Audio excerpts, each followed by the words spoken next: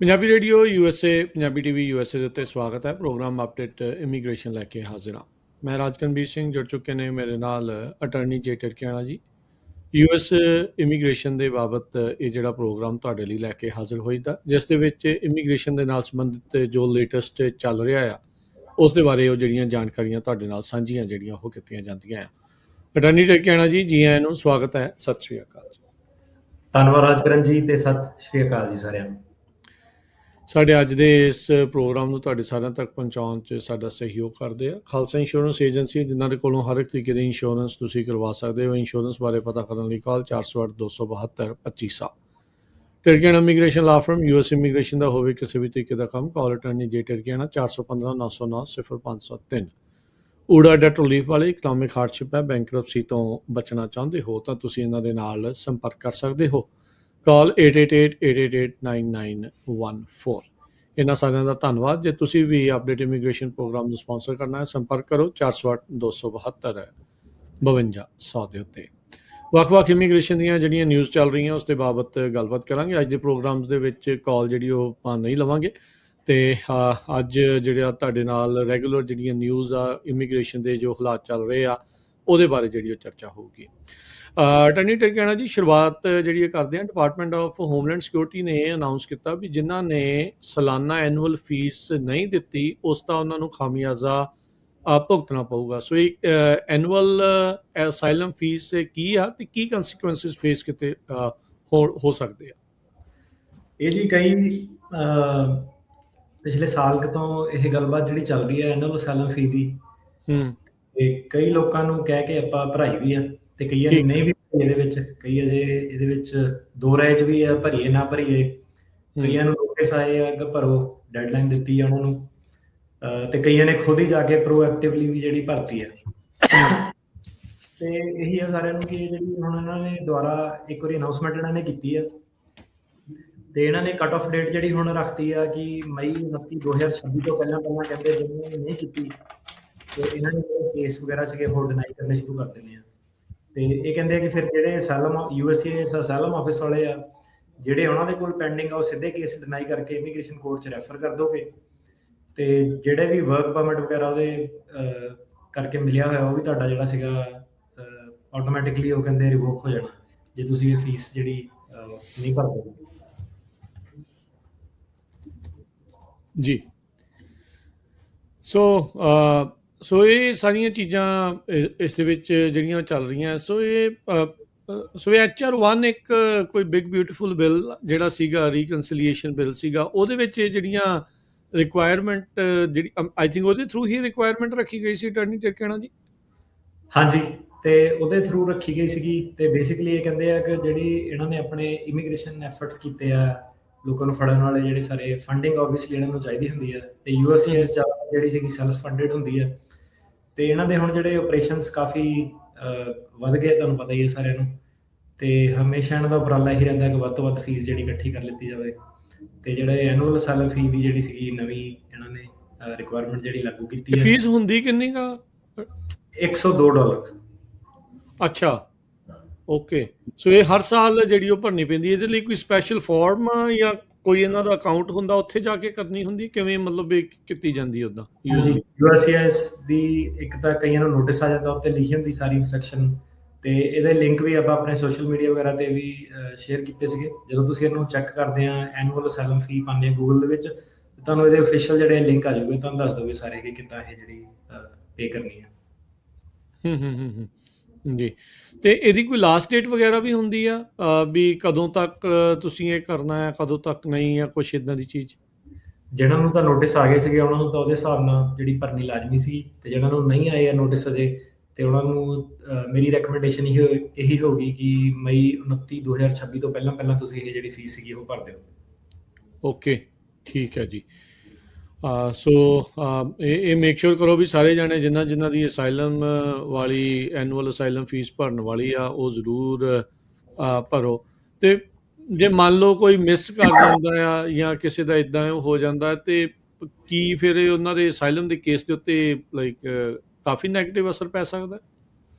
ਹਾਂਜੀ, ਉਹਨਾਂ ਨੇ ਇਮੀਗ੍ਰੇਸ਼ਨ USCIS ਨੇ ਰਿਜੈਕਟ ਕਰਕੇ ਉੱਤੇ ਇਮੀਗ੍ਰੇਸ਼ਨ ਕੋਰਟ 'ਚ ਪਾ ਦੇਣਾ ਤੇ ਜਿਹੜੇ ਜੱਜ ਵਗੈਰਾ ਵੀ ਹੈਗੇ ਨੇ ਉਹ ਵੀ ਪਹਿਲੀ ਚੀਜ਼ ਇਹੀ ਡਿਸਾਈਡ ਕਰ ਰਹੇ ਨੇ, ਦੇਖਦੇ ਆ ਉਹ ਕੋਰਟ ਦੇ ਵਿੱਚ ਜਦੋਂ ਆਪਾਂ ਪ੍ਰੂਫ ਦੇਈਦਾ ਨਾ ਕਿ ਐਨੂਅਲ ਅਸਾਈਲਮ ਫੀ ਭਰੀ ਹੋਈ ਹੈ ਕਿ ਨਹੀਂ ਭਰੀ ਹੋਈ ਹੈ, ਉਸ ਤੋਂ ਬਿਨਾਂ ਜਿਹੜਾ ਸੀਗਾ ਇਮੀਗ੍ਰੇਸ਼ਨ ਕੋਰਟ ਵੀ ਜਿਹੜਾ ਸੀਗਾ ਕੇਸ ਪ੍ਰੀ ਟਰਮਿਟ ਕਰ ਸਕਦਾ ਉੱਥੇ ਜਿਹੜਾ ਜੱਜ ਹੈਗਾ। ਓਕੇ, ਠੀਕ ਆ, ਠੀਕ ਆ। ਐਨੀਥਿੰਗ ਐਲਸ ਤੁਸੀਂ ਇਸ ਬਾਬਤ ਜੇ ਕਿਸੇ ਨੂੰ ਹੋਰ ਦੱਸਣਾ ਹੈ ਜਾਂ ਕੁਝ ਕਹਿਣਾ ਵੀ ਕਿਹੜਾ ਕੋਈ ਫਾਰਮ ਵਗੈਰਾ ਆ ਜਾਂ ਕੁਝ ਹੈ, ਜੇ ਕੁਝ ਇਹਦੇ ਬਾਬਤ ਦੱਸਣ ਵਾਲੀ ਗੱਲ ਆ?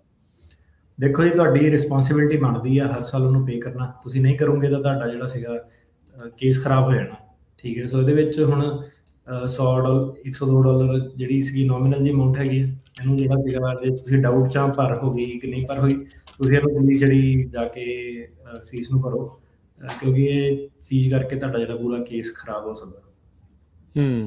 ਠੀਕ ਹੈ ਜੀ। ਅੱਛਾ, ਅਗਲੀ ਜਿਹੜੀ ਆਪਾਂ ਅਟਾਰਨੀ ਟਿਕੈਣਾ ਜੀ ਆਪਾਂ ਗੱਲ ਕਰਦੇ ਹਾਂ ਵਲੰਟੀਅਰ ਡਿਪਾਰਚਰ, ਕਹਿੰਦੇ ਵੀ ਉਹਦੇ ਵਿੱਚ ਕਾਫੀ ਜ਼ਿਆਦਾ ਵਾਧਾ ਹੋਇਆ ਆ। ਕਈ ਜਿਹੜੇ ਆંકੜੇ ਇਸ ਦੇ ਵਿੱਚ ਦੱਸ ਰਹੇ ਆ ਵੀ ਕਾਫੀ ਲੋਕ ਆਪ ਹੀ ਜਿਹੜਾ ਵਲੰਟੀਅਰਲੀ ਛੱਡ ਕੇ ਜਿਹੜਾ ਅਮਰੀਕਾ ਨੂੰ ਜਾ ਰਹੇ ਆ। ਜੀ ਬਿਲਕੁਲ। ਸੋ ਲਗਭਗ ਉਹ ਕਹਿੰਦੇ ਕਿ 80,000 ਜਿਹੜੇ ਲੋਕੀ ਸੀਗੇ ਉਹ ਵਲੰਟਰੀ ਡਿਪਾਰਚਰ ਜਿਹੜਾ ਲੈ ਚੁੱਕੇ ਆ।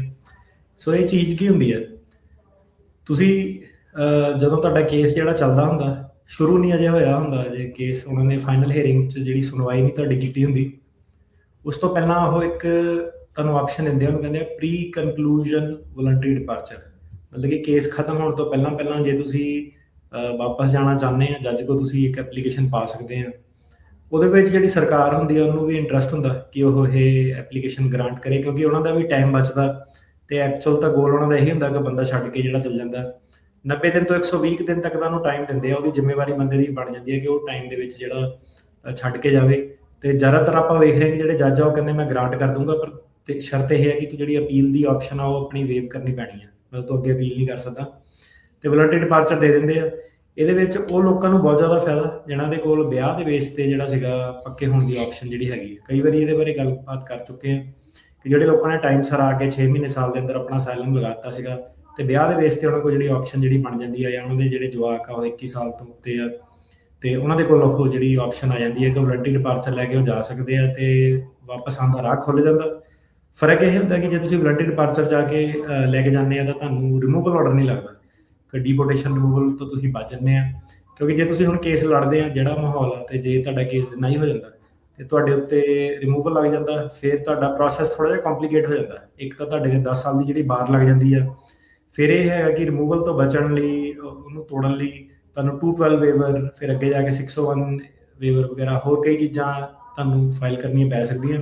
ਪਰ ਜੇ ਤੁਸੀਂ ਟਾਈਮ ਸਰ ਵਲੰਟਰੀ ਡਿਪਾਰਚਰ ਜਿਹੜੀ ਦੀ ਲੈ ਕੇ ਚੱਲ ਜਾਂਦੇ ਆ ਤਾਂ ਇਹ ਜਿਹੜਾ 212 ਵੇਵਰ ਵਗੈਰਾ ਕਰਨਾ ਨਹੀਂ ਪੈਂਦਾ। ਇੱਕ ਤਾਂ ਪੈਸੇ ਬਚਦੇ ਆ ਤੇ ਇੱਕ ਟਾਈਮ ਬਚਦਾ। ਤੇ ਇਹਦੇ ਵਿੱਚ ਕਈ ਕੇਸ ਜਿਹੜੇ ਇੱਦਾਂ ਵੀ ਹੋਏ ਸੀਗੇ ਕਿ ਸਿੱਧੇ ਜਾ ਕੇ ਉਹ ਮੈਸੇਜ ਜਾ ਕੇ ਜਿਹੜਾ ਆਪਣਾ ਸੀਗਾ ਵਿਆਹ ਦੇ ਬੇਸ ਤੇ ਵੀਜ਼ਾ ਲੈ ਕੇ ਜਿਹੜੇ ਆ ਗਏ। ਤੇ ਪਹਿਲਾਂ ਇਹ ਚੀਜ਼ ਤੇ ਬਹੁਤ ਲੋਕੀ ਜਿਹੜੇ ਡਰਦੇ ਸੀਗੇ, ਕਮਿਊਨਿਟੀ ਦੇ ਵਿੱਚ ਜਿਹੜਾ ਸੀਗਾ ਕਾਫੀ ਡਰ ਸੀਗਾ। ਲੋਕਾਂ ਨੂੰ ਇੱਦਾਂ ਦੀ ਮੈਂਟੈਲਿਟੀ ਕ੍ਰੀਏਟ ਕੀਤੀ ਹੋਈ ਸੀਗੀ ਸੱਜਣ ਮਿੱਤਰਾਂ ਨੇ ਕਿ ਛੱਡ ਕੇ ਨਹੀਂ ਜਾਣਾ, ਇੱਥੇ ਫਾਈਟ ਕਰੀਏ ਉਹ ਸਾਰਾ।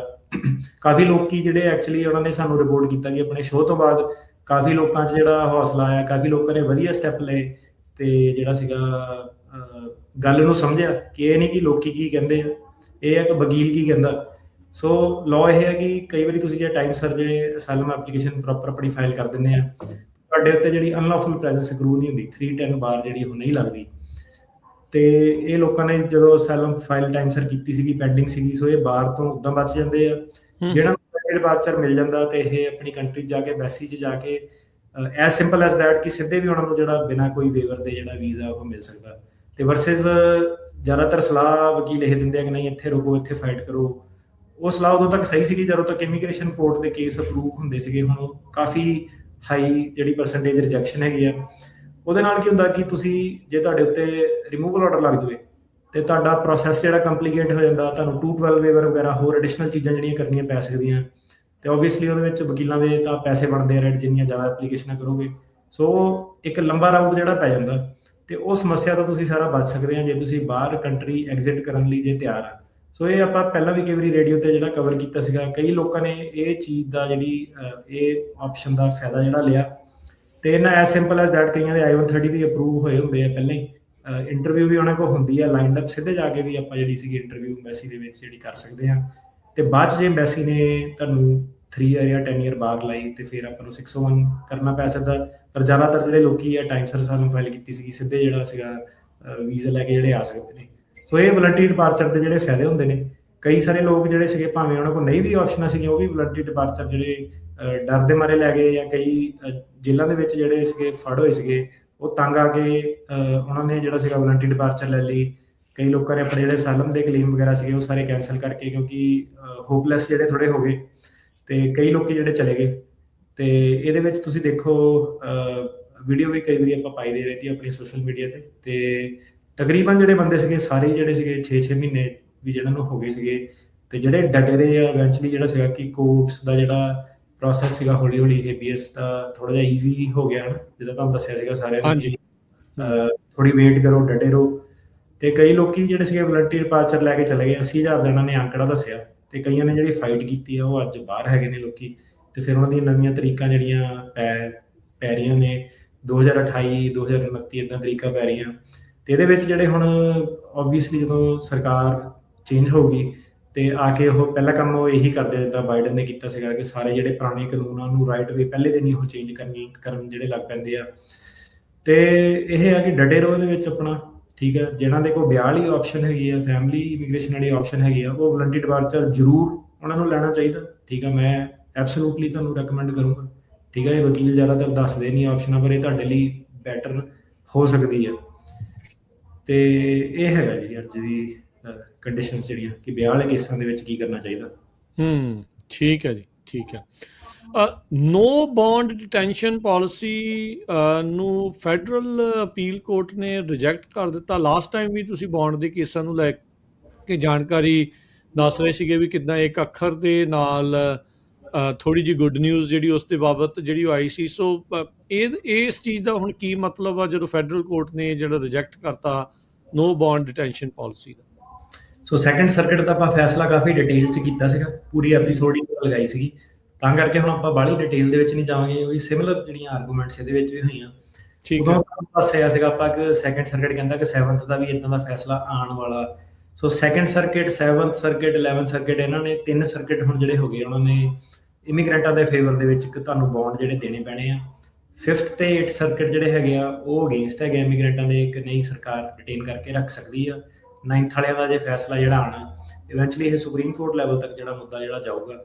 ਤੇ ਜਿਹੜੇ ਓਵਰਵੈਲਮਿੰਗ ਜਿਹੜੇ ਅਮਾਊਂਟ ਆਫ ਜੱਜ ਹੈਗੇ ਨੇ ਸਰਕਟ ਕੋਰਟ ਵਾਲੇ ਤੇ ਜਿਹੜੇ ਡਿਸਟ੍ਰਿਕਟ ਕੋਰਟ ਵੀ ਹੈਗੇ ਨੇ, ਆਲਮੋਸਟ 85 ਤੋਂ 90% ਦੀ ਰੇਸ਼ੋ ਦੇ ਨਾਲ ਜਿਹੜਾ ਸੀਗਾ ਉਹ ਇਮੀਗ੍ਰੈਂਟਾਂ ਦੇ ਫੇਵਰ ਦੇ ਵਿੱਚ ਜਿਹੜਾ ਸੀਗਾ ਬੌਂਡ ਜਿਹੜਾ ਗ੍ਰਾਂਟ ਕਰ ਰਹੇ ਆ। ਹੇਬੀਅਸ ਤੁਸੀਂ ਸਹੀ ਤਰੀਕੇ ਨਾਲ ਜਿਹੜੀ ਫਾਈਲ ਕਰਨੀ ਹੈ।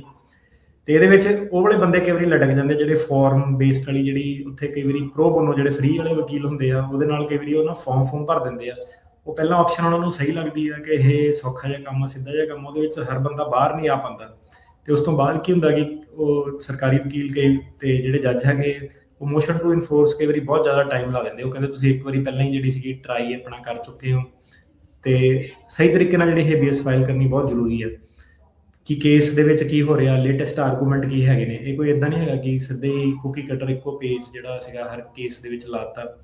ਤੇ ਉਹਦਾ ਰੀਜ਼ਨ ਕਰਕੇ ਸੀਗਾ ਕਿ ਜਿਹੜਾ ਸਾਡਾ ਆਫਿਸ ਹੈਗਾ, ਤੁਸੀਂ ਉਹਦੇ ਵਿੱਚ ਦੇਖੋਗੇ ਕਿ ਕਿਹੜੇ ਅਲੱਗ-ਅਲੱਗ ਜਿਹੜੇ ਡਿਸਟ੍ਰਿਕਟ ਹੈਗੇ ਆ, Colorado, Louisiana, Texas, New York, California ਦੇ ਕਈ ਸਾਰੇ ਹੈ ਨਾ ਜੀ, ਤੇ ਐਰੀਜ਼ੋਨਾ, ਤੇ ਕਈ ਸਾਰੇ ਜਿਹੜੇ ਸਟੇਟਸ ਦੇ ਵਿੱਚ ਜਿਹੜਾ ਸੀਗਾ ਜਾ ਕੇ ਆਪਾਂ ਉੱਥੇ ਕੰਟੈਕਟ ਲੱਭ ਕੇ ਜਿਹੜਾ ਸੀਗਾ ਆਪਣੀ ਜਿਹੜੀ ਸੀਗੀ ਹੇਬੀਅਸ ਵਾਲੀ ਪ੍ਰੈਕਟਿਸ ਨੂੰ ਜਿਹੜਾ ਵਧਾਇਆ। ਜਿੱਥੇ ਕਈ ਵਕੀਲ ਜਿਹੜੇ ਸੀਗੇ ਉਹਨਾਂ ਦੇ ਮਨਾ ਕਰ ਦਿੰਦੇ ਆ ਕਿ ਨਹੀਂ ਆਪਾਂ ਜਾਣਾ ਨਹੀਂ, ਕਈ ਨਾਮਚੀਨ ਵਕੀਲ ਵੀ ਕਿ ਨਹੀਂ ਆਪਾਂ ਉਹਦੀ ਸਟੇਟ 'ਤੇ ਪ੍ਰੈਕਟਿਸ ਨਹੀਂ ਕਰਦੇ ਆ।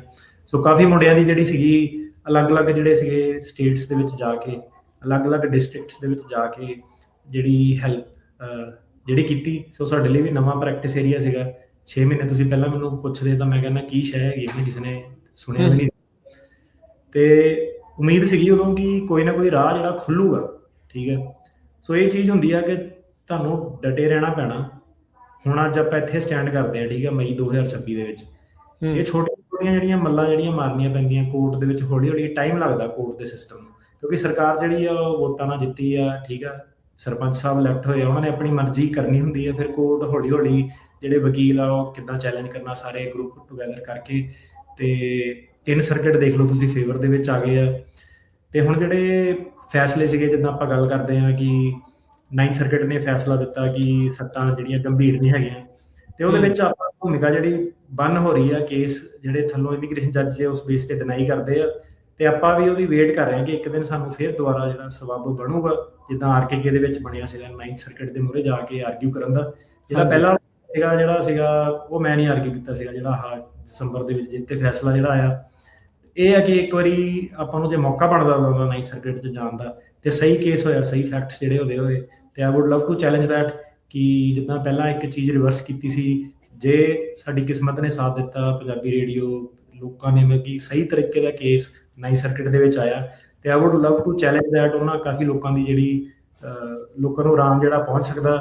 ਤੇ ਬਾਕੀ ਤੁਹਾਡੀ ਉਸ ਗੱਲ ਲਈ ਸਾਰਿਆਂ ਦਾ ਜੀ ਤੁਹਾਡਾ ਥੈਂਕ ਯੂ ਆ। ਠੀਕ ਹੈ ਕਿ ਕਈ ਵਾਰੀ ਮੈਂ ਸੋਚਦਾ ਵੀ ਹੁੰਦਾ, ਕਈ ਵਾਰੀ ਮੈਂ ਪਹਿਲਾਂ ਵੀ ਕਹਿ ਚੁੱਕਾ ਕਿ ਜਿਹੜਾ ਮਾਹੌਲ ਬਣਿਆ, ਇਹ ਜਿਹੜਾ ਮੰਚ ਜਿਹੜਾ ਤੈਅ ਹੋਇਆ ਕਮਿਊਨਿਟੀ ਪੰਜਾਬੀ ਰੇਡੀਓ ਕਰਕੇ, ਲੋਕੀ ਜਿਹੜੇ ਤੁਸੀਂ ਸਾਰੇ ਜਣੇ ਜੁੜੇ ਆ ਕਿ ਤੁਸੀਂ ਉਸ ਲੈਵਲ ਤੇ ਟਰਸਟ ਕਰਦੇ ਆ, ਸਮਝਦੇ ਆ ਕਿ ਕੀ ਚੀਜ਼ ਹੁੰਦੀ ਹੈ, ਕਿ ਸਿਰਫ ਇਹ ਨਹੀਂ ਕਿ ਵਰਕੇ ਕਾਲੇ ਕਰਕੇ ਜਿੱਧਰ ਮਰਜ਼ੀ ਅਪੀਲ ਲਾ ਦਿਓ ਕਿ।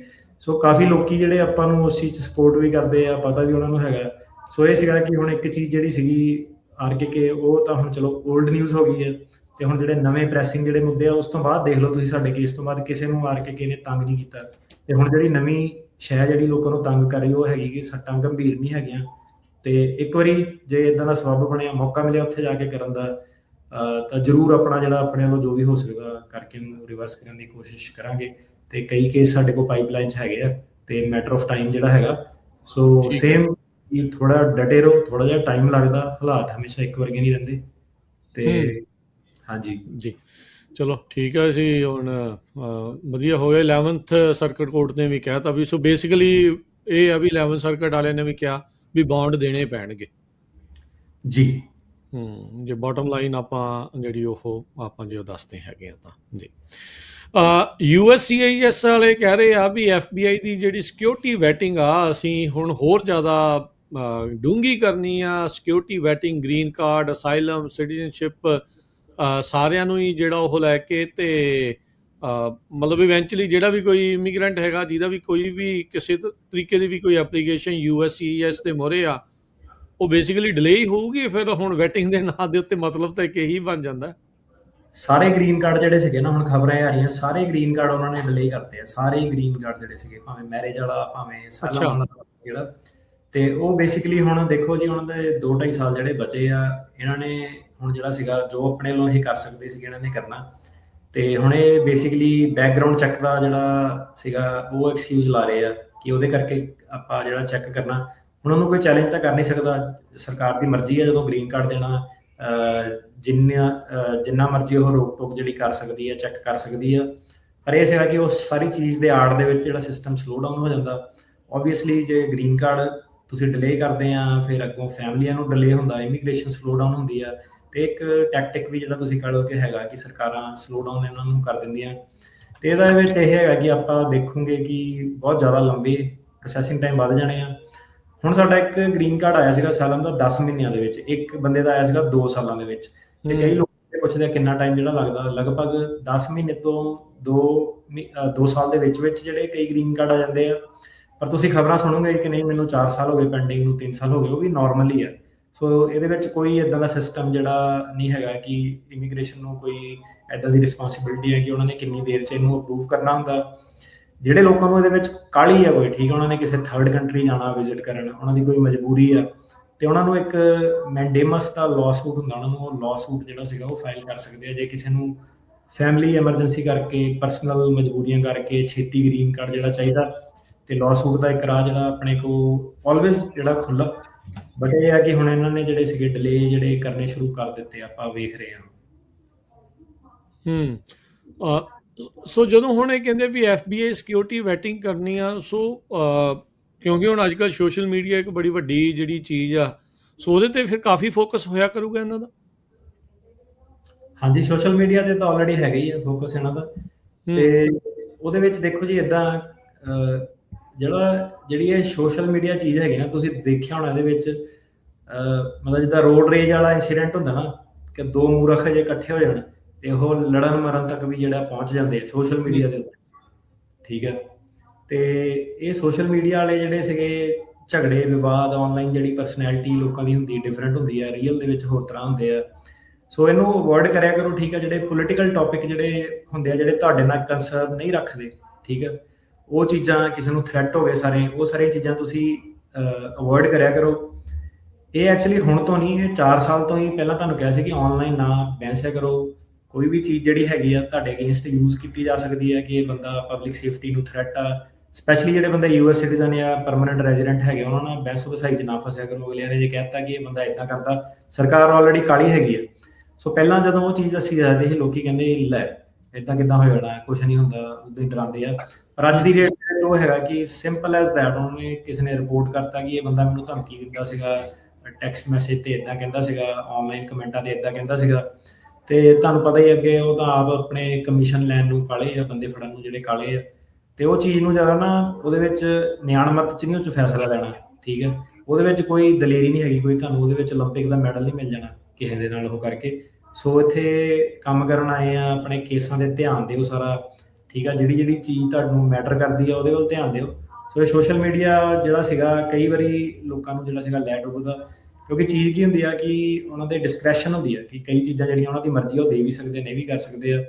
ਤੇ ਇਹ ਸਾਰੀਆਂ ਚੀਜ਼ਾਂ ਫਿਰ ਜਿਹੜੀਆਂ ਮੈਟਰ ਕਰਦੀਆਂ। ਤੇ ਫਿਰ ਜਿਹੜੀ ਸਿਟੀਜ਼ਨਸ਼ਿਪ ਵੀ ਆ, ਉਹਦੇ ਵਿੱਚ ਹੁਣ ਇਹਨਾਂ ਨੇ ਕਾਨੂੰਨ ਹੀ ਆਪਣਾ ਬਣਾਤਾ ਕਿ ਇਹ ਜ਼ਰੂਰੀ ਨਹੀਂ ਹੈਗਾ ਕਿ ਤੁਹਾਡਾ ਰਿਕਾਰਡ ਕਲੀਨ ਆ, ਕਿ ਤੁਹਾਡੇ ਖਿਲਾਫ ਕ੍ਰਿਮੀਨਲ ਰਿਕਾਰਡ ਕੋਈ ਨਹੀਂ ਹੈਗਾ।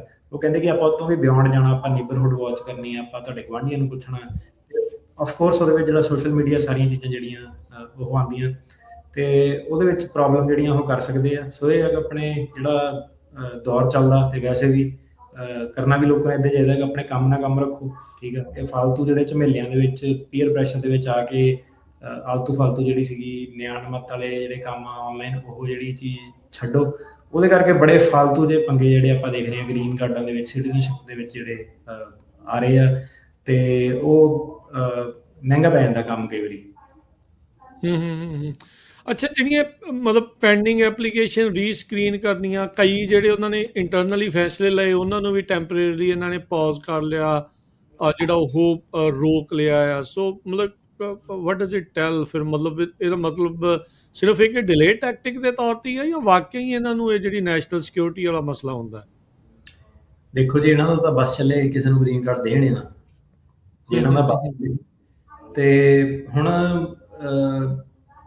ਕਹਿਣਾ ਔਖਾ, ਕਿਉਂਕਿ ਜਿਹੜੀ ਕੈਂਪੇਨਿੰਗ ਹੋਈ ਸੀਗੀ, ਇਮੀਗ੍ਰੈਂਟਾਂ ਨੂੰ ਪਹਿਲਾਂ ਪੇਂਟ ਕੀਤਾ ਗਿਆ ਕਿ ਇਹ ਮਾੜੇ ਆ, ਕ੍ਰਿਮੀਨਲ ਆ, ਇੱਦਾਂ ਕਰਦੇ ਉੱਦਾਂ ਕਰਦੇ ਆ।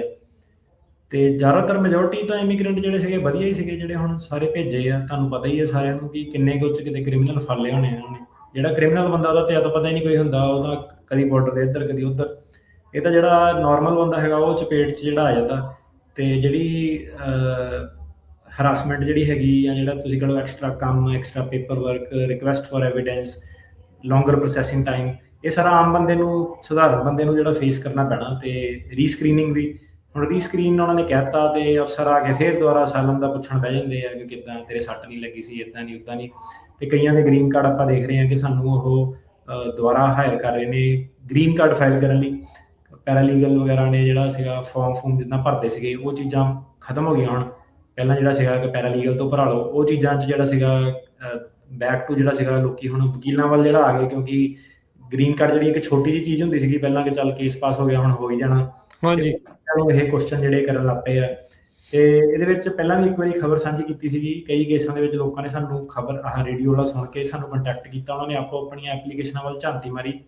ਉਹਦੇ ਵਿੱਚ ਮਿਸਟੇਕ ਸੀਗੀਆਂ, 2 ਮਿਸਟੇਕਾਂ ਕਾਫੀ ਕਾਮਨ ਸੀਗੀਆਂ। ਇੱਕ ਤੇ ਉਹਨਾਂ ਦੀ ਅਰੈਸਟ ਬਾਰੇ ਨਹੀਂ ਲਿਖਿਆ ਸੀਗਾ, ਜਿਹੜੀ ਉਹਨਾਂ ਦੀ ਐਪਲੀਕੇਸ਼ਨ ਉਹ 'ਚ ਲਿਖਿਆ ਸੀਗਾ ਕਿ ਮੈਨੂੰ ਜੇਲ੍ਹ 'ਚ ਲੈ ਗਏ ਸੀਗੇ, ਡਿਟੇਨ ਕਰ ਲਿਆ ਸੀਗਾ, ਤੇ ਉਹ ਗ੍ਰੀਨ ਕਾਰਡ 'ਚ ਨਹੀਂ ਲਿਖਿਆ ਸੀਗਾ। ਉਹ ਚੀਜ਼ਾਂ ਨੂੰ ਉਹ ਫਰਾਡ ਮੰਨਦੇ ਆ। ਉਹਦੇ ਵਿੱਚ ਫਿਰ ਸਭ ਤੁਹਾਡਾ ਜਿਹੜਾ ਅਸਾਈਲਮ ਦਾ ਕੇਸ, ਉਹ ਕਹਿੰਦੇ ਝੂਠ ਬੋਲਦਾ ਬੰਦਾ, ਜਾਂ ਇਹ ਗ੍ਰੀਨ ਕਾਰਡ 'ਚ ਝੂਠ ਬੋਲਦਾ, ਜਾਂ ਇਹਨੇ ਉੱਥੇ ਝੂਠ ਬੋਲਿਆ। ਤੇ ਪਾਰਟੀ ਦੀ ਮੈਂਬਰਸ਼ਿਪ ਨਹੀਂ ਲਿਖੀ ਸੀਗੀ, ਫਾਰਮਰ ਯੂਨੀਅਨ ਦੀ ਮੈਂਬਰਸ਼ਿਪ ਨਹੀਂ ਲਿਖੀ ਸੀਗੀ। ਸੋ ਇਦਾਂ ਦੀਆਂ ਕਈ ਚੀਜ਼ਾਂ ਜਿਹੜੀਆਂ ਸੀਗੀਆਂ, ਉਹਨਾਂ ਨੇ ਜਿਹੜੇ ਪੈਰਾਲੀਗਲ ਸੀਗੇ ਉਹ ਮਿਸ ਕਰ ਦਿੰਦੇ ਸੀਗੇ। ਤੇ ਇਹਦੇ ਵਿੱਚ ਹੁਣ ਆਪਣੇ ਕੋਲ ਇੱਕ ਵਿੰਡੋ ਆਫ ਅਪਰਚੁਨਿਟੀ ਹੈਗੀ ਆ। ਆਪਣੇ ਆਪਣੇ ਕੇਸ ਜਿਹੜੇ ਦੇਖੋ ਤੁਸੀਂ, ਜੇ ਤੁਹਾਡੇ ਪੈਰਾਲੀਗਲ ਨੇ ਉਹ ਗਲਤ ਭਰਿਆ, ਜਿਹੜਾ ਕਿ ਮੋਸਟ ਲਾਈਕਲੀ ਉਹਨਾਂ ਨੇ ਗਲਤੀ ਭਰਿਆ ਹੋਣਾ, ਠੀਕ ਆ, ਅਨਲੈਸ ਉਹ ਆਪਣਾ ਪ੍ਰੋਗਰਾਮ ਸੁਣਦੇ ਆ, ਥੋੜੀ ਜਿਹੀ ਕਈਆਂ ਨੇ ਆਪਣੀ ਐਡਜਸਟਮੈਂਟ ਕਰ ਲਈ ਹੋਣੀ। ਪਰ ਜ਼ਿਆਦਾਤਰ ਸੀਗਾ ਕਿ ਇਹ ਫਾਰਮ ਦੇ ਭਰਦੇ ਆ ਇੱਧਰ ਉੱਧਰੋਂ ਚੱਕ ਚੁੱਕ ਕੇ। ਤੇ ਉਹਦੇ ਵਿੱਚ ਕੀ ਸੀਗਾ ਕਿ ਆਪਣੇ ਕੋਲ ਹੁਣ ਇੱਕ ਅਜੇ ਵੀ ਮੌਕਾ ਹੈਗਾ ਕਿ ਉਹ ਐਪਲੀਕੇਸ਼ਨ ਨੂੰ ਆਪਾਂ ਵਿਡਰਾਅ ਕਰ ਸਕਦੇ ਹਾਂ, ਠੀਕ ਆ। ਇਹ ਕਹਿ ਇਹ ਪੈਰਾਲੀਗਲ ਨੇ ਭਰੀ ਆ, ਇਹ ਵਕੀਲ ਨੇ ਨਹੀਂ ਭਰੀ। ਮੇਰੀ ਹੁਣ ਵਕੀਲ ਨਾਲ ਗੱਲ ਹੋਈ ਸੀਗੀ ਤਾਂ ਮੈਨੂੰ ਸਮਝ ਆਇਆ ਕਿ ਇਹਨੇ ਮੇਰੀ ਐਪਲੀਕੇਸ਼ਨ ਗਲਤ ਭਰੀ ਆ। ਤੁਸੀਂ ਉਹ ਤੋਂ ਬਚ ਸਕਦੇ ਆ, ਪਰ ਤੁਸੀਂ ਜੇ ਉਹਦੀ ਵੇਟ ਕਰਦੇ ਆ ਤੇ ਇਮੀਗ੍ਰੇਸ਼ਨ ਤੁਹਾਨੂੰ ਆ ਕੇ ਕਹਿੰਦੀ ਆ ਕਿ ਤੂੰ ਗਲਤ ਭਰੀਆਂ ਚੀਜ਼ਾਂ ਇਹ, ਫਿਰ ਟੂ ਲੇਟ। ਸੋ ਆਪਣੀ ਜਿਹੜੀ ਗ੍ਰੀਨ ਕਾਰਡ ਦੀ ਜਿਹਨਾਂ ਦੇ ਕੇਸ ਪੈਂਡਿੰਗ ਆ, ਕਿਉਂਕਿ ਤੁਹਾਨੂੰ ਸਾਰਿਆਂ ਨੂੰ ਹੀ ਪਤਾ ਹੁਣ ਇੱਕ ਰੀਸਕਰੀਨਿੰਗ ਇਹਨਾਂ ਨੇ ਕਰਨੀ ਹੈ, ਇੰਟਰਵਿਊ ਵੀ ਕਰਨੀ ਆ, ਤੇ ਆਪੋ ਆਪਣੀ ਐਪਲੀਕੇਸ਼ਨਾਂ ਦੇਖੋ ਕਿ ਇਦਾਂ ਦੀਆਂ ਕੋਈ ਗਲਤੀਆਂ ਤਾਂ ਨਹੀਂ ਉਹਨਾਂ ਨੇ ਕੀਤੀਆਂ ਹੋਈਆਂ। ਜੀ, ਤੇ ਉਹਦਾ ਬੈਸਟ ਮੈਥਡ ਕੀ ਆ? ਉਹ ਇਹ ਜਿਹੜੀ ਐਪਲੀਕੇਸ਼ਨ ਭਰੀ ਹੋਈ ਆ ਉਹ ਇਨਫੋਰਮੇਸ਼ਨ, ਚਲੋ ਜੇ ਕਿਸੇ ਨੇ ਨਹੀਂ ਪ੍ਰਿੰਟ ਆਊਟ ਕੱਢ ਕੇ ਰੱਖਿਆ ਜਾਂ ਉਹ ਕੀ ਭਰਿਆ, ਉਹ ਜਿਹਦੇ ਕੋਲ ਨਹੀਂ ਆ, ਉਹ ਫਿਰ ਕਿੱਥੋਂ ਇਨਫੋਰਮੇਸ਼ਨ ਕਢਾਈ ਜਾ ਸਕਦੀ? ਕੋਈ ਹੈ ਤਰੀਕਾ ਉਹਦਾ? ਪੈਰਾਲੀਗਲ ਤੋਂ ਇਨਫੋਰਮੇਸ਼ਨ ਕਢਾਉਣੀ ਪੈਣੀ ਹੈ। ਜੇ ਪੈਰਾਲੀਗਲ ਨਹੀਂ ਦਿੰਦਾ ਫਿਰ ਫੋਇਆ ਕਰਨਾ ਪੈਣਾ।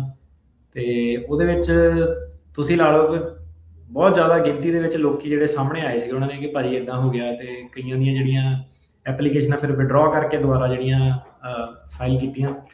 ਤੇ ਉਤੋਂ ਹੀ ਮੈਨੂੰ ਸ਼ੱਕ ਹੈਗਾ ਕਿ ਕਾਫੀ ਸਾਰੇ ਜਿਹੜੇ ਨਾ, ਕਿਉਂਕਿ ਜਿੱਦਾਂ ਹੁਣ ਪੈਰਾਲੀਗਲ ਵੀ ਗਿਣਤੀ ਮਿਣਤੀ ਦੇ ਹੀ ਆ, ਤੇ ਉਹਨਾਂ ਨੇ ਜੇ ਆਲਰੇਡੀ ਗਲਤੀਆਂ ਬਾਕੀਆਂ ਦੇ ਕਰ ਰਹੇ ਆ ਤਾਂ ਉਹ ਤੁਹਾਡੀਆਂ ਐਪਲੀਕੇਸ਼ਨਾਂ 'ਚ ਵੀ ਜ਼ਰੂਰ ਗਲਤੀਆਂ ਜਿਹੜੀਆਂ ਕਰਦੇ ਹੋਣਗੇ। ਤੇ ਕਿਉਂਕਿ ਇਹਨਾਂ ਨੇ ਇੱਕ ਤਰ੍ਹਾਂ ਜਿਹੜਾ ਆਊਟਸੋਰਸਿੰਗ ਸੈਂਟਰ ਜੇ ਖੋਲ੍ਹੇ ਇੰਡੀਆ ਦੇ ਵਿੱਚ, ਤੇ ਉੱਥੋਂ ਦੀ ਗਲਤੀਆਂ ਜਿਹੜੀਆਂ ਜ਼ਿਆਦਾ ਹੋਈਆਂ ਸਾਡੇ ਸਾਹਮਣੇ ਆਉਣੀਆਂ ਸ਼ੁਰੂ ਹੋਈਆਂ ਕਿ ਇਹ ਚੱਕਰ ਹੈਗਾ, ਲੋਕਾਂ ਨੂੰ ਉੱਥੇ ਜਿਹੜਾ ਸੀਗਾ ਪਤਾ ਨਹੀਂ ਲੱਗਦਾ, ਫਾਰਮ ਸਾਈਨ ਕਰ ਦਿੰਦੇ ਆ ਤੇ ਬਾਅਦ 'ਚ ਫਸ ਜਾਂਦੇ ਆ। ਜੀ ਜੀ ਜੀ। ਅੱਛਾ, ਕੱਲ ਪਰਸੋਂ USCIS ਦੇ ਜਿਹੜੇ ਹੁਣ ਐਕਟਿੰਗ ਡਾਇਰੈਕਟਰ ਆ, ਉਹ ਕਹਿ ਰਹੇ ਆ ਵੀ ਆਪਾਂ ਇੱਕ ਦਿਨ ਪਹਿਲਾਂ ਵੀ ਥੋੜ੍ਹੀ ਜਿਹੀ ਗੱਲ ਕੀਤੀ ਸੀ ਵੀ ਡੀਨੈਚੁਰਲਾਈਜੇਸ਼ਨ ਦੀਆਂ ਜਿਹੜੀਆਂ ਜਿਹੜੇ ਕੇਸ ਆ ਉਹ 300 ਤੋਂ ਵੱਧ ਇਸ ਟਾਈਮ ਜਿਹੜੇ ਉਹ ਚੱਲ ਰਹੇ ਆ। ਉਹਨਾਂ ਨੇ ਕੱਲ ਪਰਸੋਂ ਦੇ ਵਿੱਚ ਇੱਕ ਇੰਟਰਵਿਊ ਦਿੱਤੀ, ਉਹਦੇ ਵਿੱਚ ਕਿਹਾ ਵੀ ਜੇ ਤੁਸੀਂ ਸਿਟੀਜ਼ਨ ਬਣਨ ਤੋਂ ਪਹਿਲਾਂ ਕਿਸੇ ਤਰੀਕੇ ਦਾ ਵੀ ਕੋਈ ਫਾਈਨੈਂਸ਼ੀਅਲ ਫਰਾਡ ਕੀਤਾ ਆ ਜਾਂ ਕੋਈ ਝੂਠ ਝਾਠ ਮਾਰ ਕੇ ਸਿਟੀਜ਼ਨਸ਼ਿਪ ਲਈ ਆ ਤਾਂ ਅਸੀਂ ਤੁਹਾਡੇ ਮਗਰ ਜਿਹੜਾ ਉਹ ਆ ਰਹੇ, ਕਹਿੰਦੇ ਵੀ ਤੁਹਾਨੂੰ ਡਰਨਾ ਚਾਹੀਦਾ ਆ। ਸੋ ਇਹ ਵੀ ਹੁਣ ਵੀ ਇਕੱਲਾ ਇਹ ਨਹੀਂ ਵੀ ਨਵੇਂ ਬੰਦੇ ਨਹੀਂ ਆਉਣ ਦੇਣੇ ਜਾਂ ਇਕੱਲਾ ਇਹ ਨਹੀਂ ਪਾਸ ਨਹੀਂ ਕਰਨ ਦੇਣਾ, ਜਿਹੜੇ ਸਿਟੀਜ਼ਨ ਵੀ ਬਣੇ ਹੋਏ ਆ ਉਹਨਾਂ ਦੇ ਵੀ ਦਿਵਾਲੇ ਜਿਹੜਾ ਉਹ ਜਾ ਰਹੇ ਆ। ਅੱਗੇ ਬਹੁਤ ਰੇਅਰ ਕੇਸਿਸ ਦੇ ਵਿੱਚ ਇੱਦਾਂ ਹੁੰਦਾ ਸੀਗਾ ਕਿਸੇ ਨੂੰ ਡੀਨੈਚੁਰਲਾਈਜ਼ ਕਰਨਾ, ਪਰ ਹੁਣ ਤਾਂ ਕਾਫੀ ਕੰਮ ਤੇਜ਼ ਕੀਤਾ ਇਹਨਾਂ ਨੇ ਇਸ ਚੀਜ਼ ਨੂੰ ਲੈ ਕੇ ਵੀ। ਇਹਨਾਂ ਨੂੰ ਵੀ ਪਤਾ ਕਿ ਜਿਹੜਾ ਦੁਬਾਰਾ ਇਹਨਾਂ ਕੋਲ ਵੀ ਇਦਾਂ ਦਾ ਮੌਕਾ ਨਹੀਂ ਆਉਣਾ ਦੁਬਾਰਾ। ਨਹੀਂ ਮੈਨੂੰ ਲੱਗਦਾ ਕਿ ਇਮੀਗ੍ਰੇਸ਼ਨ ਦੇ ਉੱਤੇ ਲੋਕਾਂ ਨੇ ਵੋਟ ਦੁਬਾਰਾ ਪਾਣੀ ਆ। ਇਹ ਕਈ ਸਾਲਾਂ ਤੋਂ ਇਹ ਮੁਹਿੰਮ ਜੀ ਜਿਹੜੀ ਸੀ ਕਿ ਇਮੀਗ੍ਰੈਂਟ ਇਦਾਂ ਕਰਦੇ ਨੇ, ਕੰਧ ਬਣਾ ਦੇਣੀ, ਕਰ ਦੇਣਾ। ਸੋ ਹੁਣ 4 ਸਾਲ ਇਹਨਾਂ ਦੇ ਸੀਗੇ ਪੂਰੇ clean, billions of dollar funding ਸੀਗੀ। ਜਿਹੜੀ ਕੰਧ ਬਣਨੀ ਹੁਣ ਬਣ ਜਾਣੀ, ਜਿਹੜੀ ਰਹਿਣੀ ਹੈ ਰਹਿ ਜਾਣੀ ਆ। ਜਿੰਨੇ ਡਿਪੋਰਟ ਇਹਨਾਂ ਨੇ ਕਰਨੇ ਆ ਕਰ ਦੇਣੇ ਆ, ਜੋ ਰਹਿ ਗਏ। ਕਿਉਂਕਿ ਇਸ ਤੋਂ ਬਾਅਦ ਮੇਰੇ ਖਿਆਲ ਦੁਬਾਰਾ ਨਹੀਂ ਲੋਕਾਂ ਨੇ ਇਮੀਗ੍ਰੇਸ਼ਨ ਦੇ ਉੱਤੇ ਭਟਕਣਾ ਇਸ ਵਾਲੇ। ਇਹ ਇੱਕ ਵਾਰੀ ਮੁੱਦਾ ਸੀਗਾ ਇਹਨਾਂ ਨੇ ਜਿਹੜਾ ਯੂਜ਼ ਕਰ ਲਿਆ, ਤੇ ਓਬਵੀਅਸਲੀ ਫਿਰ ਇਹ ਜਿਹੜਾ ਸਿਟੀਜ਼ਨ ਵੀ ਜਿਹੜੇ ਬਣੇ ਆ ਸਾਰੇ ਉੱਧਰ ਨੂੰ ਇਹ ਜਾ ਰਹੇ ਆ ਕਿ ਜਿਹਨਾਂ ਦੇ ਤੇ ਕਾਫੀ ਕੇਸ ਉੱਦਾਂ ਦੇ ਐਕਚੁਅਲੀ ਹੈਗੇ। ਕਿਉਂਕਿ ਉਦੋਂ ਜਦੋਂ ਟਾਈਮ ਥੋੜ੍ਹੇ ਜਿਹੇ ਡਿਫਰੈਂਟ ਸੀਗੇ, ਲੋਕਾਂ ਨੂੰ ਨਹੀਂ ਸੀਗਾ ਕਿ ਇੱਕ ਦਿਨ ਕੰਪਿਊਟਰ ਆ ਜਾਣੇ ਆ, AI ਆ ਜਾਣੀ ਸਾਰੀ, ਹੈ ਨਾ। ਤੇ ਉਹਦੇ ਹਿਸਾਬ ਨਾਲ ਜਿਹੜਾ ਸੀਗਾ ਕਾਫੀ ਲੋਕੀ ਜਿਹੜੇ ਸਾਰੇ ਇਮੀਗ੍ਰੇਸ਼ਨ ਫਰਾਡ ਕਾਫੀ ਜਿਹੜਾ ਸਾਹਮਣੇ ਆ ਰਿਹਾ। ਜੀ। ਅੱਛਾ, ਇੱਕ ਡਿਊਰੇਸ਼ਨ ਆਫ ਸਟੇਟਸ, ਜਦੋਂ ਆਪਾਂ ਵੀ ਸਟੂਡੈਂਟ ਵੀਜ਼ੇ ਤੇ ਆਏ ਸੀ ਉਦੋਂ DYS ਪਾ ਦਿੰਦੇ ਹੁੰਦੇ ਸੀਗੇ ਸਟੈਂਪ ਲਾ ਕੇ। ਕਹਿੰਦੇ ਡਿਪਾਰਟਮੈਂਟ ਆਫ ਹੋਮਲੈਂਡ ਸਿਕਿਉਰਿਟੀ ਇਹ ਡਿਊਰੇਸ਼ਨ ਆਫ ਸਟੇਟਸ ਨੂੰ ਖਤਮ ਕਰਨ ਦੇ ਲਾਗੇ ਜਿਹੜੀ ਉਹ ਜਾ ਰਹੀ ਹੈ, ਖਾਸ ਕਰਕੇ F1 ਤੇ J1 ਵੀਜ਼ਾਸ ਦੇ ਲਈ।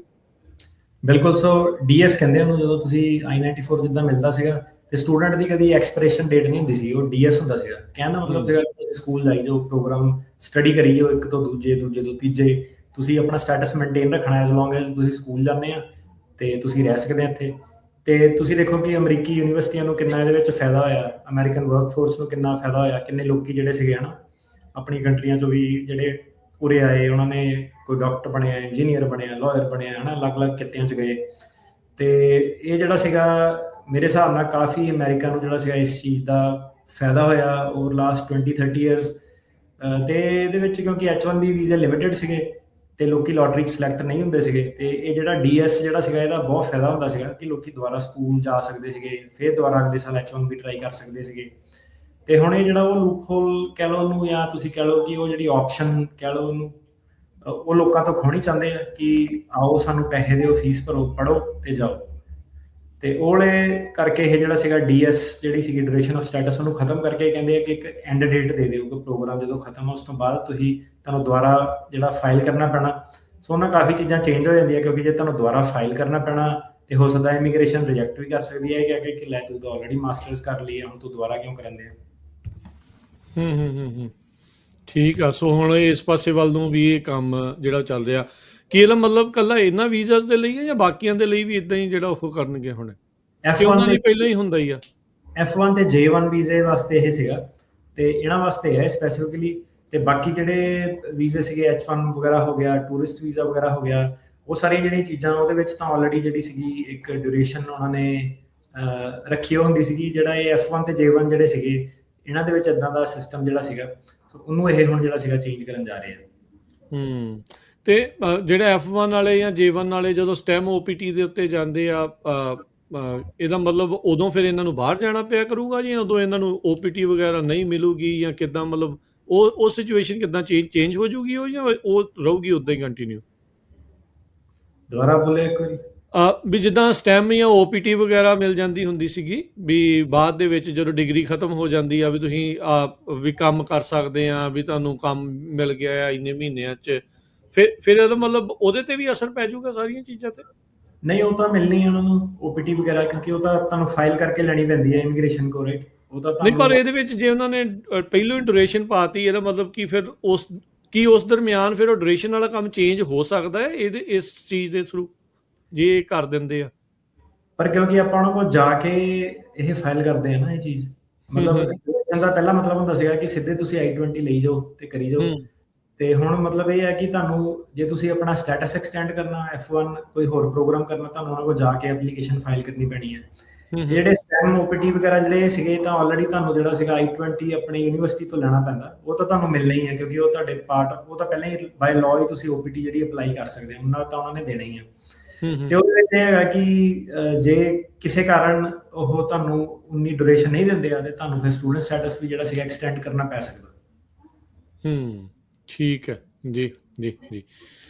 ਇਸ ਤੋਂ ਇਲਾਵਾ ਹੋਰ ਇਮੀਗ੍ਰੇਸ਼ਨ ਦੀਆਂ ਕੀ ਡਿਵੈਲਪਮੈਂਟਸ ਇਸ ਵੀਕ ਦੇ ਵਿੱਚ ਜਿਹੜੀਆਂ ਤੁਸੀਂ ਸ਼ੇਅਰ ਕਰਨੀਆਂ ਚਾਹੁੰਦੇ ਆ? ਸੋ ਕਾਫੀ ਨਵੀਆਂ ਖਬਰਾਂ ਜਿਹੜੀਆਂ ਆ ਰਹੀਆਂ, ਤੇ ਹੁਣ ਇੱਕ ਜਿਹੜਾ ਇਹਨਾਂ ਨੇ ਆંકੜਾ ਜਿਹੜਾ ਕੱਢਿਆ ਕਿ 27,000 ਜਿਹੜੇ ਸੀਗੇ ਪੇਰੈਂਟਸ, ਜਿਹੜੇ ਜਵਾਕਾਂ ਦੇ, ਕਿ ਜਵਾਕ ਰਹਿ ਗਏ ਬਾਹਰ ਤੇ ਪੇਰੈਂਟਸ ਅੰਦਰ ਹੋ ਗਏ, 27,000 ਲੋਕੀ ਉਦਾਂ ਦੇ ਜਿਹੜੇ ਅੰਦਰ ਹੈਗੇ ਆ। ਤੁਸੀਂ ਆਪ ਸੋਚ ਸਕਦੇ ਆ ਕਿ ਕੀ ਫਰਕ ਜਿਹੜਾ ਪੈਂਦਾ ਉਹਦਾ, ਹੈ ਨਾ, ਕਿ ਉਹਦਾ ਬੈਨੀਫਿਟ ਸਰਕਾਰ ਨੂੰ, ਤੇ ਕਈ ਇਹਦੇ ਵਿੱਚੋਂ US ਸਿਟੀਜ਼ਨ ਵੀ ਸੀਗੇ, ਤੇ ਕਾਫੀ ਲੋਕੀ ਜਿਹੜੇ ਸੀਗੇ ਪੇਰੈਂਟਸ ਹੀ ਫੜ ਕੇ ਜਿਹੜੇ ਅੰਦਰ ਕਰੀ ਜਾਂਦੇ ਆ। ਫਿਰ ਇਹਦੇ ਨਾਲ ਜਿਹੜੀਆਂ ਫੀਸਾਂ ਕਾਫੀ ਜਿਹੜੀਆਂ ਵਧਾਤੀਆਂ। ਇੱਕ ਜਿਹੜੀ stay of removal the fees ਸੀਗੀ $155 ਹੁੰਦੀ ਸੀਗੀ, ਉਹਨੂੰ $755 ਕਰਤਾ। ਜਿਹੜੇ ਵੀਜ਼ੇ ਕਈ ਕੰਟਰੀਆਂ 'ਚ ਬਲੌਕ ਕੀਤੇ ਸੀਗੇ ਉਹ ਉਦਾਂ ਹੀ ਚੱਲ ਰਹੇ ਆ, ਤੇ ਡਾਕਟਰਸ ਨੂੰ ਕਹਿੰਦੇ ਹੁਣ ਇਹ ਥੋੜੀ ਜਿਹੀ ਰਿਆਇਤ ਦਿੱਤੀ ਹੈ। ਇਦਾਂ ਦੀ ਖਬਰਾਂ ਸੁਣਨ ਨੂੰ ਆ ਰਹੀਆਂ ਕਿ ਡਾਕਟਰਸ ਨੂੰ ਵੀਜ਼ੇ ਲਾ ਰਹੇ ਆ, ਕਿਉਂਕਿ ਉਹਨਾਂ ਦੀ ਇਹਨਾਂ ਨੂੰ ਆਪ ਲੋੜ ਜਿਹੜੀ ਹੈਗੀ ਹੈ। ਤੁਸੀਂ ਆਪ ਹੀ ਹਿਸਾਬ ਕਿਤਾਬ ਲਾ ਸਕਦੇ ਆ ਕਿ ਕਿਹੜੇ ਇਮੀਗ੍ਰੈਂਟ ਵੈਲਕਮ ਆ, ਕਿਹੜੇ ਨਹੀਂ ਵੈਲਕਮ, ਆਪਣੀ ਕਨਵੀਨੀਅੰਸ ਦੇ ਹਿਸਾਬ ਨਾਲ ਓਬਵੀਅਸਲੀ ਜਿਹੜੇ ਦੇਖਦੇ ਆ। ਤੇ ਜੇ ਡਾਕਟਰ ਨੂੰ ਭੰਡਣਾ ਹੋਵੇ ਭੰਡ ਵੀ ਦਿੰਦੇ ਆ, ਤੇ ਜੇ ਉਹਨਾਂ ਨੂੰ ਵੀਜ਼ੇ ਦੇਣੇ ਹੋਣ ਤੇ ਉਹ ਵੀ ਦੇ ਦਿੰਦੇ ਆ, ਜੇ ਸ਼ਾਰਟੇਜ ਮਹਿਸੂਸ ਹੋਵੇ। ਸੋ ਇਦਾਂ ਦੇ ਕੰਮ ਜਿਹੜੇ ਚੱਲ ਰਹੇ ਆ। ਜੀ। ਸਟੇ ਆਫ ਰਿਮੂਵਲ ਫੀਸ ਵੀ, ਇਹਦਾ ਵੀ ਕਹਿੰਦੇ ਵੀ ਇਹਨਾਂ ਨੇ ਕਾਫੀ ਜ਼ਿਆਦਾ ਫੀਸ ਵਧਾਤੀ ਹੈ। ਹਾਂਜੀ, ਇੱਕ ਉਹੀ ਦੱਸਿਆ ਕਿ 155 ਤੋਂ 755 ਕਰਤੀ। ਠੀਕ ਆ। ਪਾਸਪੋਰਟ ਨੂੰ ਲੈ ਕੇ ਵੀ ਇੱਕ ਤੁਹਾਡੇ ਨਾਲ ਮੈਂ ਖਬਰ ਸ਼ੇਅਰ ਕੀਤੀ ਸੀਗੀ ਵੀ ਜਿਹੜਾ ਕੋਈ ਚਾਈਲਡ ਸਪੋਰਟ ਜਿਹਨੇ ਦੇਣੀ ਆ, ਤੇ ਜੇ ਉਹਨੇ ਨਹੀਂ ਦਿੱਤੀ ਤੇ ਕਹਿੰਦੇ ਉਹਨਾਂ ਦੇ ਵੀ ਪਾਸਪੋਰਟ ਅਸੀਂ ਰੱਦ ਜਿਹੜੇ ਉਹ ਕਰ ਦੇਣੇ ਆ। ਮਤਲਬ ਵੀ ਡੋਂਟ ਈਵਨ ਨੋ ਵੀ ਇਹਨਾਂ ਕੋਲ ਕਿਹੜੇ ਹਥਿਆਰ ਆ ਬੇਸਿਕਲੀ, ਵੀ ਕਿਸੇ ਨਾ ਕਿਸੇ ਤਰੀਕੇ ਦੇ ਨਾਲ ਕਿੱਦਾਂ ਜਿਹੜਾ ਬੰਦੇ ਨੂੰ ਡਿਸਇਨਫਰੈਂਚਾਈਜ਼ ਜਿਹੜਾ ਉਹ ਕਰਨਾ ਇਹਨਾਂ ਨੇ। ਮੈਨੂੰ ਚਾਈਲਡ ਸਪੋਰਟ ਵਾਲਾ ਤਾਂ ਨਹੀਂ ਪਤਾ, ਪਰ ਇੱਕ ਕਾਫੀ ਲੋਕੀ ਜਿਹੜਾ ਸੀਗਾ $1.8 ਮਿਲੀਅਨ ਦੀ ਫਾਈਨ ਦੀਆਂ ਲੈਟਰਾਂ ਜਿਹੜੀਆਂ ਆ ਰਹੀਆਂ, ਉਹਦੀਆਂ ਆਪਾਂ ਅਪੀਲਾਂ ਕਈ ਜਿਹੜੀਆਂ ਲਗਾ ਰਹੇ ਹੁਣ, ਤੇ ਉਹ ਕਾਫੀ ਲੋਕਾਂ ਨੂੰ ਜਿਹੜਾ ਕਿਹੜਾ ਫਾਈਨ ਆ ਦੱਸਿਓ ਜਰਾ, ਜਿਹੜਾ $900 ਪਰ ਦਿਨ ਦੇ ਹਿਸਾਬ ਦੇ ਨਾਲ ਲਾਇਆ ਸੀਗਾ ਇਹਨਾਂ ਨੇ। ਪਤਾ ਨਹੀਂ ਕਿਹੜੇ ਹਿਸਾਬ ਨਾਲ ਹੁਣ ਇਹ ਕੈਲਕੂਲੇਟ ਕਰਦੇ ਆ, ਪਰ ਜਿਹਨਾਂ ਦੇ ਕੇਸ ਫੇਲ ਹੋ ਗਏ ਸੀਗੇ, ਅੱਛਾ, ਜਿਹੜੇ ਰਹਿੰਦੇ ਸੀਗੇ ਕਈ ਸਾਲਾਂ ਤੋਂ, ਉਹਨਾਂ ਨੂੰ ਚਿੱਠੀਆਂ ਆ ਰਹੀਆਂ ਕਿ $1.8 ਮਿਲੀਅਨ ਦੇ ਫਾਈਨ ਦੀ ਚਿੱਠੀ ਜਿੱਦਾਂ ਹੈਗੀ ਆ। ਤੇ ਡਰਾਵਾ ਜਿਹੜਾ ਇੱਕ ਕਿ ਤੁਸੀਂ ਛੱਡ ਜਾਓ, ਹਨਾ, ਕਿ ਮੈਂਟਲੀ ਜਿਹੜਾ ਲੋਕਾਂ ਨੂੰ ਤੰਗ ਪਰੇਸ਼ਾਨ ਜਿਹੜਾ ਕਰਨਾ ਲਿਆ ਉਹਨਾਂ ਨੇ। ਅੱਛਾ, ਸੋ ਕੀ ਕਰਨਾ ਚਾਹੀਦਾ ਫਿਰ ਜੇ ਕਿਸੇ ਨੂੰ ਇਦਾਂ ਦੀ ਚਿੱਠੀ ਆਉਂਦੀ ਆ ਤਾਂ? ਅਪੀਲ ਦਾ ਟਾਈਮ ਦਿੰਦੇ ਆ ਉਹ, ਉਹਨਾਂ ਨੂੰ ਅਪੀਲ ਕਰਨੀ ਚਾਹੀਦੀ ਹੈ। ਓਕੇ, ਠੀਕ ਆ। ਕਾਉਂਸਲਰ ਆਫਿਸ ਵੀ asylum style questions non immigrant visa applicants ਤੋਂ ਪੁੱਛ ਰਹੇ ਆ, ਹੁਣ ਉਹ ਵੀ ਪੁੱਛਿਆ ਕਰਨਗੇ। ਹਾਂਜੀ, ਕਿਉਂਕਿ ਟੂਰਿਸਟ ਵੀਜ਼ੇ ਵਾਲੇ ਜਿਹੜੇ ਸੀਗੇ, ਤੁਸੀਂ ਦੇਖੋ ਆ ਕੇ ਉਹ ਅਸਾਈਲਮ ਲਾ ਦਿੰਦੇ ਸੀਗੇ, ਤੇ ਮਾਰਕੋ ਰੂਬੀਓ ਨੇ ਕਿਹਾ ਕਿ ਪਹਿਲਾਂ ਹੀ ਇਹਨਾਂ ਨੂੰ ਪੁੱਛੋ ਉੱਥੇ ਕਿ ਤੁਹਾਨੂੰ ਆਪਣੇ ਦੇਸ਼ 'ਚ ਖਤਰਾ ਤਾਂ ਨਹੀਂ ਹੈਗਾ ਜਾਣ ਦਾ, ਤੇ ਉਹਨਾਂ ਨੇ ਆਪਣਾ ਅੰਕੜਾ ਕੱਢਿਆ ਕਿ ਸਾਰੇ ਤਕਰੀਬਨ ਜਿਹੜੇ ਸੀਗੇ ਟੂਰਿਸਟ ਵੀਜ਼ੇ ਤੇ ਆ ਕੇ ਅਸਾਈਲਮ ਲਾ ਦਿੰਦੇ ਆ। ਤੇ ਹੁਣ ਜਦੋਂ ਪਹਿਲਾਂ ਹੀ ਉਹਨਾਂ ਨੇ ਸਵਾਲ ਪੁੱਛ ਲਏ ਤੇ ਫਿਰ ਉਹਦੇ ਕਰਕੇ ਉਹ ਕਹੂਗੇ ਕਿ ਅਸਾਈਲਮ ਡਿਨਾਈ ਕਰੋ, ਕਿਉਂਕਿ ਇਹਨਾਂ ਨੂੰ ਪੁੱਛਿਆ ਗਿਆ ਸੀਗਾ, ਇਹਨਾਂ ਨੇ ਝੂਠ ਬੋਲਿਆ ਐਮਬੈਸੀ ਦੇ ਵਿੱਚ। ਵੀ ਜੇ ਉਧਰ ਉਹਨਾਂ ਨੇ ਕਿਹਾ ਵੀ ਸਾਡੀ ਜਾਨ ਨੂੰ ਖਤਰਾ ਤੇ ਫਿਰ ਵੀਜ਼ਾ ਨਹੀਂ ਦੇਣਾ, ਤੇ ਜੇ ਉੱਥੇ ਨੋ ਕਹਿ ਕੇ ਆਏ ਤੇ ਇੱਥੇ ਆ ਕੇ ਫਿਰ ਉਹ ਕਰ ਨਹੀਂ ਸਕਦੇ। ਹਾਂਜੀ, ਸੋ ਬੇਸਿਕਲੀ ਬੰਦੇ ਨੂੰ ਦੋਨੋਂ ਪਾਸਿਓਂ ਜਿਹੜਾ ਉਹ ਫਸਾ ਲੈਣਾ ਹੈ। ਕਿਉਂਕਿ ਜਦੋਂ ਤੁਹਾਨੂੰ ਡਾਇਰੈਕਟਲੀ ਕੁਐਸਚਨ ਪੁੱਛਿਆ ਤੇ ਫਿਰ ਨਹੀਂ ਕਹਿ ਸਕਦਾ ਬੰਦਾ ਕਿ ਮੇਰੇ ਏਜੰਟ ਨੇ ਮੈਨੂੰ ਕਿਹਾ ਸੀਗਾ। ਠੀਕ ਹੈ, ਠੀਕ ਹੈ। ਸੋ ਇਹ ਕਾਫੀ ਜਿਹੜੇ ਚੇਂਜਸ ਆ ਰਹੇ ਆ। ਤੇ ਜਾਂਦੇ ਜਾਂਦੇ ਅਟਾਰਨੀ ਤੇ ਕਹਿਣਾ ਜੀ, ਅਦਾਲਤਾਂ ਦੇ ਬਾਰੇ, ਕੋਰਟਸ ਦੇ ਬਾਰੇ ਜੇ ਤੁਸੀਂ ਕੁਝ ਡਿਸਕਸ ਕਰਨਾ ਚਾਹੁੰਦੇ ਹੋ, ਦੱਸਣਾ ਚਾਹੁੰਦੇ ਹੋ। ਸੋ ਨਵੇਂ ਜੱਜ ਕਾਫੀ ਜਿਹੜੇ ਹੁਣ ਆਪਾਂ ਦੇਖ ਰਹੇ ਹਾਂ ਆਏ ਆ, ਤੇ ਕਾਫੀ ਵਾਰੀ ਲੋਕੀ ਪੁੱਛਦੇ ਆ ਕਿਹੜਾ ਕੋਰਟ ਵਧੀਆ, ਮੈਂ ਮੂਵ ਹੋਣਾ, ਸੈਨ ਫ੍ਰਾਂਸਿਸਕੋ ਵਧੀਆ, ਸੈਕਰਾਮੈਂਟੋ ਵਧੀਆ, ਕੌਂਕਰਡ ਵਧੀਆ, ਕਿ ਐਲਏ ਵਾਲੇ ਕੋਰਟਸ ਵਧੀਆ ਨੇ। ਸਾਰੇ ਕੋਰਟਸ ਹੁਣ ਉੱਦਾਂ ਹੀ ਆ, ਹਰੇਕ ਦੇ ਵਿੱਚ ਮਿਲਟਰੀ ਜੱਜ ਜਿਹੜੇ ਹੈਗੇ ਆ ਬਹੁਤ ਘੱਟ ਵਧੀਆ ਜੱਜ ਜਿਹੜੇ ਬਚੇ ਆ। ਹੁਣ ਜਿਹੜੀ ਤੁਹਾਡੀ ਫਾਈਟ ਆ ਉਹ ਇਮੀਗ੍ਰੇਸ਼ਨ ਕੋਰਟ ਤੋਂ ਵੱਧ ਕੇ ਜਿਹੜੀ 9th ਸਰਕਿਟ ਤੱਕ ਸੀਗੀ, ਹੁਣ ਤੁਹਾਨੂੰ ਲੰਬੀ ਜਿਹੜੀ ਮੈਰਾਥਨ ਵਾਲੀ ਤਿਆਰੀ ਜਿਹੜੀ ਕਰਨੀ ਪੈਣੀ ਹੈ। ਮਤਲਬ ਤੁਸੀਂ ਮੇਕ ਸ਼ੋਰ ਕਰਨਾ ਕਿ ਤੁਹਾਡੇ ਜਿਹੜੇ ਇਮੀਗ੍ਰੇਸ਼ਨ ਕੋਰਟ ਲੈਵਲ ਤੇ ਆ ਕੇਸ ਵਧੀਆ ਜਿਹੜਾ ਪ੍ਰੈਜ਼ੈਂਟ ਹੋਇਆ ਹੋਵੇ ਪੇਪਰ ਪੂਪਰ।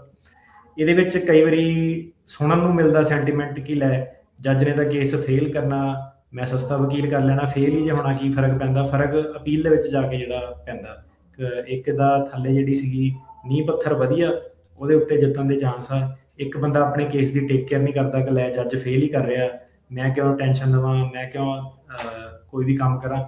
ਉਹਨਾਂ ਦਾ ਉੱਪਰ ਜਾ ਕੇ ਵੀ ਕੇਸ ਜਿਹੜੇ ਫਿਰ ਫੇਲ ਹੀ ਹੋਣੇ ਆ।